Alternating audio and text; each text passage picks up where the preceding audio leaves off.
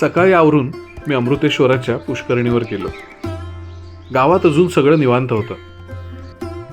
पुष्करणी म्हणजे मंदिराजवळ असलेलं पाण्याचं दगडी कुंड. ही पुष्करणी मोठ्या काळ्या दगडापासून चुना न वापरता खूपच आखीव रेखीव बांधलेली आहे. दगडी पायऱ्या, चौकोनी किंवा आयताकृती रचना ही त्या काळातली स्थापत्य वैशिष्ट्य होती. दगडात सुबक नक्षीकाम केलंय. चारही बाजूंनी दगडात कोरलेल्या कोनाड्यात गणपती, शेषशाही विष्णू, लक्ष्मी आणि अजूनही काही प्रतिमा दिसतात. पुष्करणीच्या पाण्यावर थंडीमुळे वाफा येत होत्या. अमृतेश्वर मंदिराच्या बाजूचं हे पुष्करणी.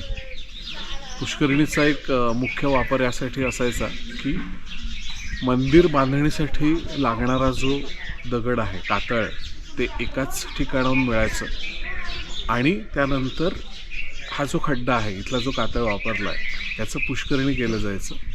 तर इथे येऊन भाविकांनी हातपाय धुवायचे आणि मंदिरात दर्शनाला जायचं. लोकपरंपरेत त्याचा हा संदर्भ सांगतात.